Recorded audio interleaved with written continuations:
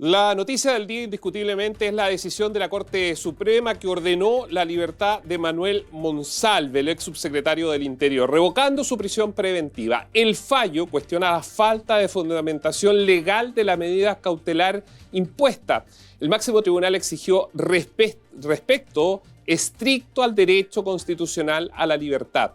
Este caso expone el uso, para algunos, abusivo que se da en Chile respecto a la prisión preventiva. De hecho, a septiembre del año 2024, escuche bien esto, el 35,9% de los presos no tenía condena. Es decir, más de 21.000 personas estaban detenidas sin haber sido condenadas. Y aquí un dato, solo un tercio de los imputados terminó con penas efectivas el año 2023.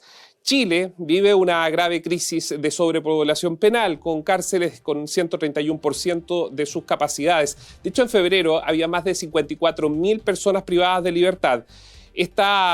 Obviamente, este hacinamiento potencia la violencia y el control de bandas criminales al interior de las cárceles. La situación se agrava con el uso automático de la prisión preventiva para migrantes. Esto se aplica incluso en delitos menores sin análisis individual. Organismos internacionales han advertido respecto a este punto. Se requiere una reforma urgente al uso de la prisión preventiva. Debe ser una medida excepcional y no una condena anticipada, donde incluso los medios de comunicación muchas veces lo ponemos en gran titular, como si se tratara justamente de un veredicto.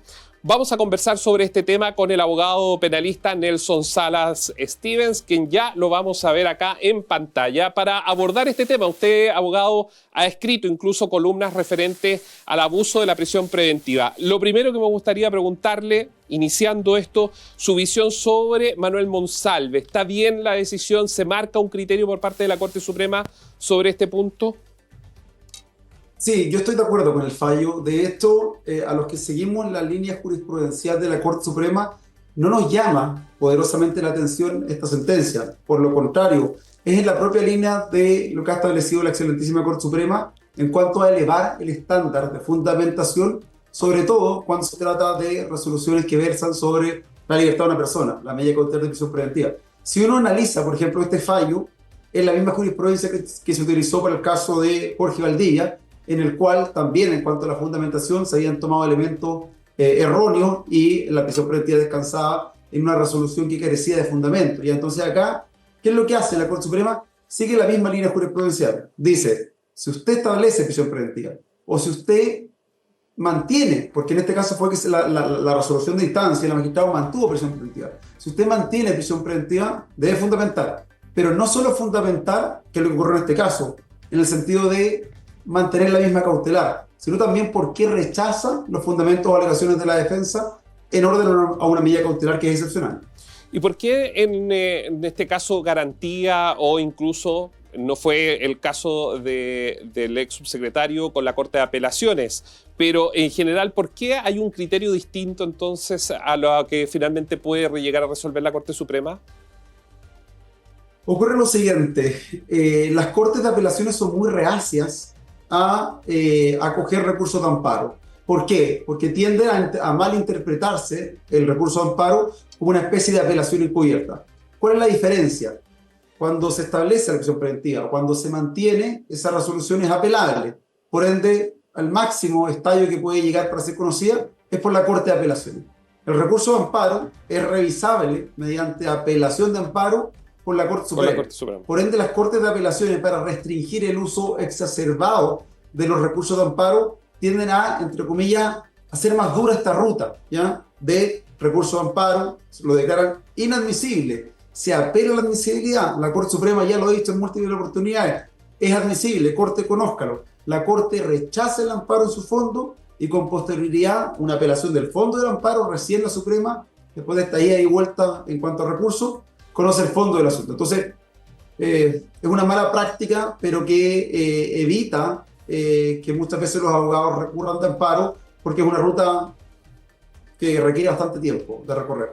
Claro, y en este sentido, en general, porque uno podría, lo decía también, una especie de subrayar una advertencia, los medios de comunicación muchas veces la prisión preventiva se toma como una condena prácticamente, si uno cierra los ojos y escucha solo, pareciera que se está condenando a una persona sin la garantía evidentemente de un debido proceso, pero en términos generales, más allá de estos casos más bullados, usted mismo ha estado o tiene varias causas que son digamos, de público conocimiento, pero en casos que no están los focos de los medios de comunicación, no están los flash ahí, también se resuelve similar, porque a raíz de las cifras claramente las prisiones preventivas aparentemente están en todas estas causas. Sí, efectivamente. Es paradójico porque la prisión preventiva en el papel, en el texto legal y además por normas constitucionales, incluso normas de convencionalidad, sigue siendo excepcional. Pero ¿qué es lo que ocurre? Que 9 de cada 10 oportunidades que un fiscal pide la prisión preventiva, un juez de garantía lo concede. Entonces uno dice, bueno, es excepcional en el papel, ¿ya? Es excepcional en el texto, pero en la práctica la verdad es que ha perdido la excepcionalidad.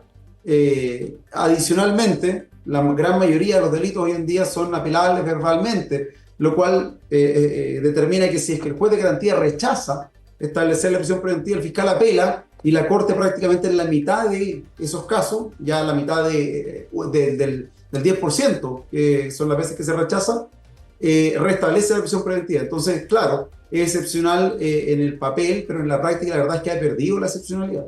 Abogado, ¿y bajo qué criterio, para quienes nos están escuchando y viendo, a su juicio debería concurrir la prisión preventiva, esta medida tan gravosa, digamos, que el perder la libertad? ¿Dónde debería ser mucho más automático esto?